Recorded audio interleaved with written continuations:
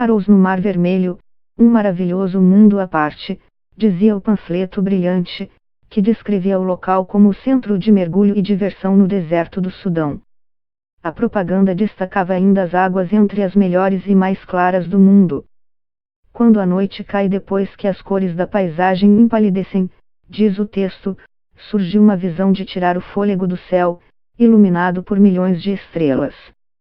Atraídos por essa visão do paraíso, turistas da Europa e de outros locais chegavam aos milhares a Arous Village, com seus recifes de coral espetaculares e naufrágios.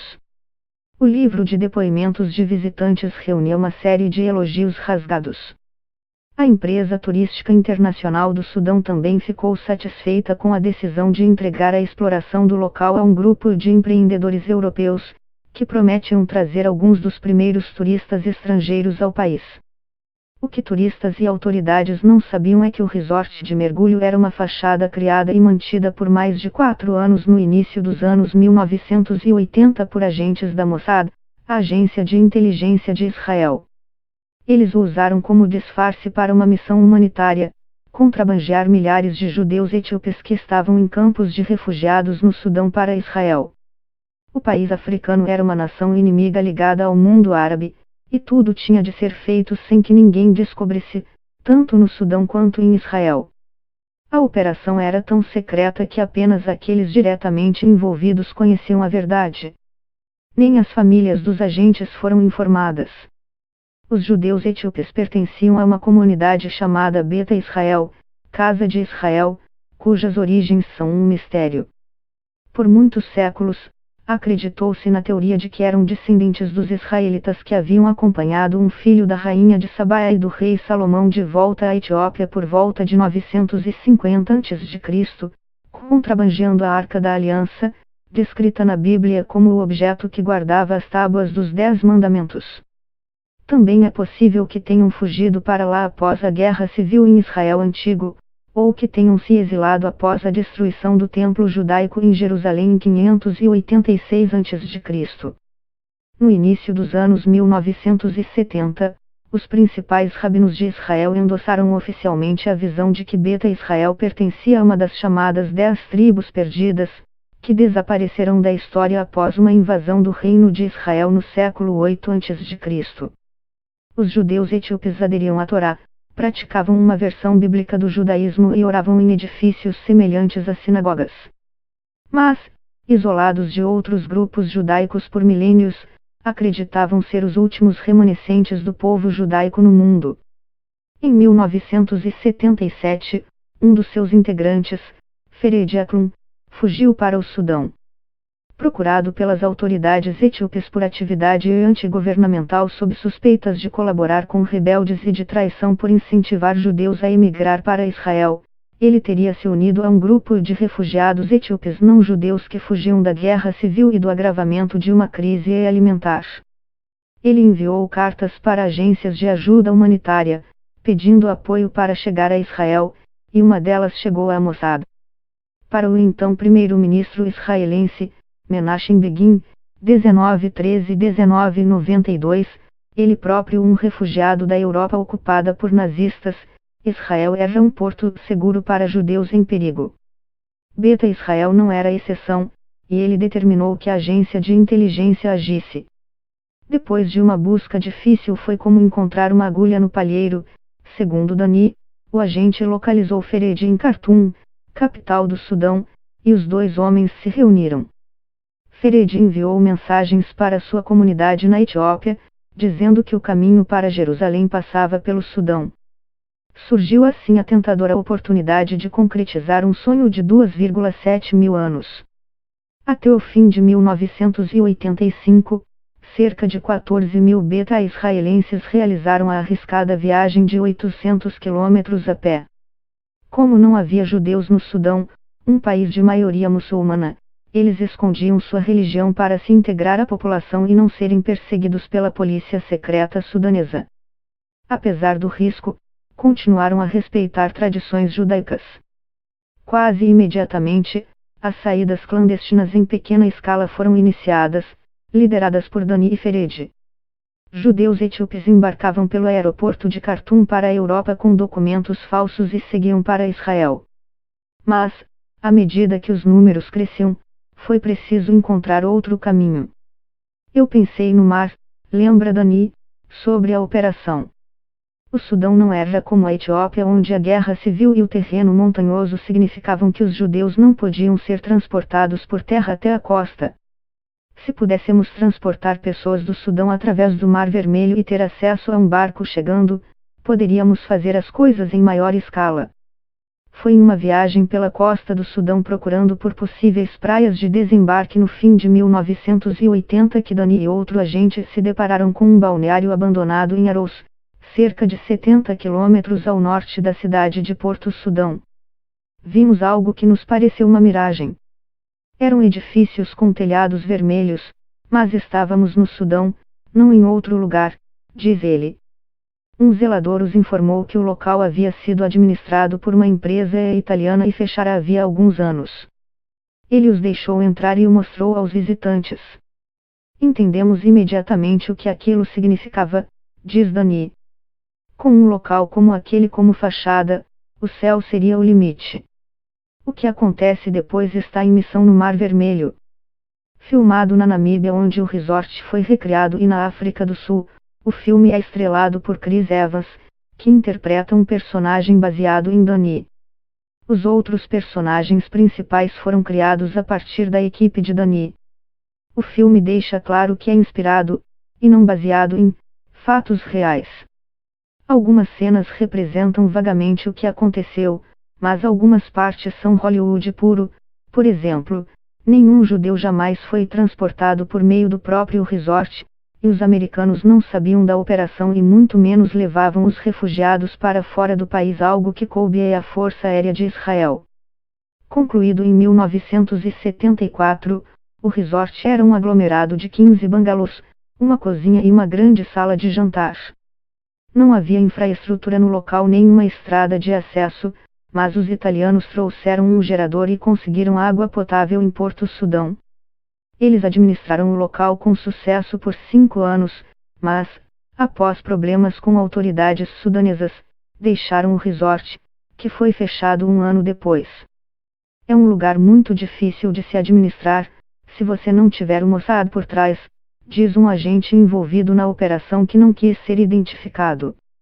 Posando como diretor de uma empresa de turismo com sede na Suíça, que na verdade não existia, Dani convenceu autoridades sudanesas de que poderia reativar o resort e trazer turistas novamente. Foi negociado um aluguel de $250 mil em valores da época. Dani e sua equipe passaram o primeiro ano reformando o resort, que ganhou equipamentos fabricados em Israel, incluindo ar-condicionados e materiais para esportes aquáticos e a primeira prancha de windsurf do Sudão, todos contrabandeados para o país. Eles também recrutaram cerca de 15 funcionários locais, incluindo camareiras, garçons, um motorista e um chefe. Nenhum dos funcionários sabia o verdadeiro propósito do resort ou que as pessoas que o administravam eram agentes da Mossad.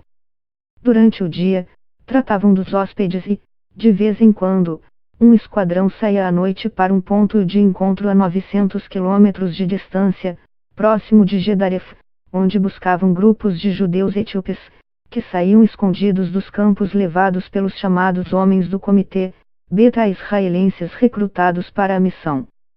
No início, os refugiados eram avisados com 24 horas de antecedência de que seriam levados. Eles não sabiam bem para onde, mas entendiam que o destino seria Jerusalém. Mas, depois, passamos a não dar qualquer aviso por causa do risco de vazamentos, diz Dani. Eles eram acordados discretamente e informados que era hora de sair. De lá, um comboio de caminhões com dezenas de refugiados desnorteados fazia uma viagem de 2 dias, sempre à noite, passando os dias escondidos. Nos primeiros dias, os veículos atravessavam postos de controle, mas isso mudou quando um guarda abriu fogo contra eles, sem acertar o alvo. Quando os judeus desembarcavam, às vezes beijavam o chão achando equivocadamente que estavam na Terra Santa. No litoral próximo ao resort, forças especiais da Marinha israelense desembarcavam em botes, recolhiam os refugiados e os transportavam para um navio israelense, que os aguardava. De lá, seguiam para Israel. Era perigoso, diz um agente, que teve sua identidade preservada. Todos nós sabíamos que, se algum de nós fosse descoberto, acabaríamos enforcados em Khartoum. Isso quase aconteceu em março de 1982, quando, na terceira operação, o grupo foi flagrado na praia por soldados sudaneses. Possivelmente suspeitando de contrabandistas, um soldado abriu fogo, mas os botes, com os etíopes a bordo, conseguiram escapar. Depois disso, percebeu-se que as evacuações navais geravam muita exposição, e um novo plano foi elaborado. Os agentes foram encarregados de encontrar um local de pouso adequado no deserto para que os refugiados fossem secretamente transportados em aviões. Neste ínterim, a boa fama de Arrows Village se espalhou. Arrows era realmente lindo, um ex-visitante americano me disse. Eles tinham pequenas cabanas que eram uma delícia, e você saía em barcos e mergulhava. O cenário subaquático era de tirar o fôlego. Ele se lembra de que os funcionários europeus pareciam jovens, saudáveis e em boa forma. Na hora do jantar, as pessoas diziam: por que diabos construir um resort aqui? Claro, a resposta era que era um local lindo e intocado.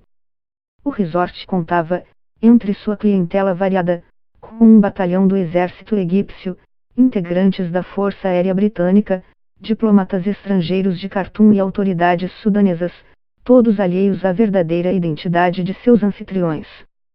Arrows Village já faturava o suficiente para se sustentar financeiramente, para alívio dos contadores da Mossad. Algumas das receitas foram usadas para comprar ou alugar os caminhões que levaram refugiados. Enquanto isso, tiveram início as operações de transporte aéreo. A Força Aérea Israelense identificou um aeródromo abandonado da Segunda Guerra Mundial, não muito distante do litoral, e, em maio de 1982, o primeiro avião, transportando soldados israelenses, pousou ali na calada da noite. Muitos dos judeus etíopes nunca tinham visto um caminhão antes, então, para eles, os soldados acenando com luzes verdes pareciam alienígenas, e eles tinham medo de entrar no avião, lembra Dani. Depois de 2 transportes aéreos, a Mossad descobriu que as autoridades sudanesas planejavam uma emboscada. A equipe foi então instruída a encontrar locais de aterrissagem mais discretos. Eles identificaram pontos muito mais perto de Gedaref, o que reduziria o tempo que os refugiados passavam na estrada. A desvantagem foi que não havia pistas de pouso, era apenas um pedaço de deserto, disse um agente não identificado. Os locais de pouso eram parcamente iluminados. Os pilotos tinham que nos encontrar sem auxílio de navegação e depois de um voo longo e tedioso, no escuro. Apesar das complexidades e consequências potencialmente catastróficas de um fracasso, 17 voos clandestinos foram realizados, coordenados pelos agentes do resort.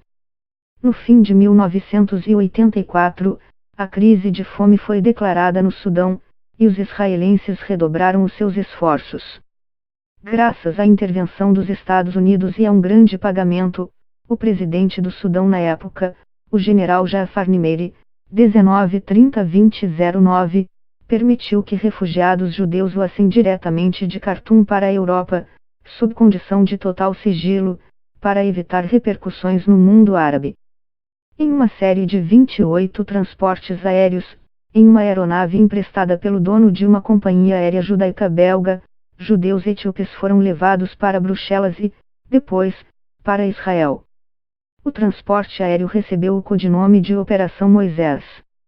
A operação sigilosa acabou vazando para a imprensa de Israel e, a partir daí, jornais ao redor do mundo publicaram a história em 5 de janeiro de 1985. O Sudão imediatamente parou os voos e negou publicamente qualquer envolvimento, rejeitando alegações de que teria conspirado com Israel em um plano sionista etíope.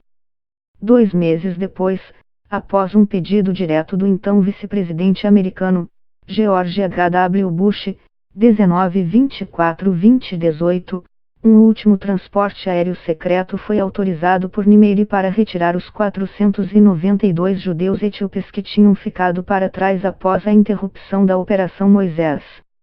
Embora Nimeiri insistisse que um avião os levasse para a Europa, eles voaram diretamente para Israel. A Mossad continuou administrando o resort, mantendo-o disponível como uma fachada. Apesar de uma pausa nas operações, os agentes ainda tinham que atender ao fluxo de visitantes. Mas a atmosfera no país estava mudando. Protestos contra Nimeiri, que começaram em março, se intensificaram e, em 6 de abril de 1985, o presidente foi deposto pelo exército. Foi uma reviravolta que pôs em perigo os agentes israelenses. A nova junta militar queria expulsar espiões reais e imaginários para melhorar suas credenciais no mundo árabe. O chefe da Mossad deu então a ordem para esvaziar o resort. Apostando que seria mais seguro esperar até o fim da temporada de Páscoa, a equipe continuou no local, até que um dia disseram aos funcionários que passariam alguns dias em busca de novos locais de mergulho. 6 de nós saímos em 2 veículos antes do amanhecer, diz um agente, que também pediu anonimato. Um avião pousou ao norte, em um local que nunca havíamos usado antes. Conseguimos decolar e chegar em casa, diz ele. Havia turistas no resort.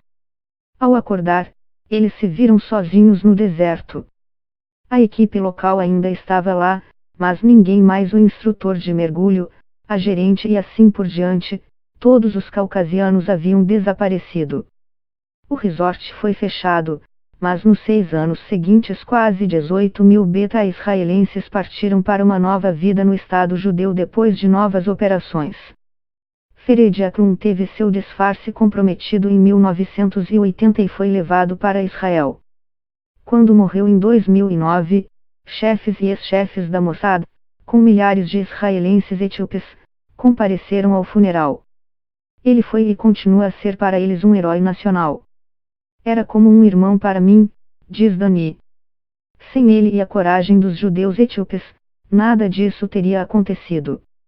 Foi um encontro do sonho dos judeus etíopes de voltar a Jerusalém com a disposição dos judeus israelenses de ajudá-los. Essa fusão foi a força motriz desta operação. É por isso que ninguém nunca desistiu.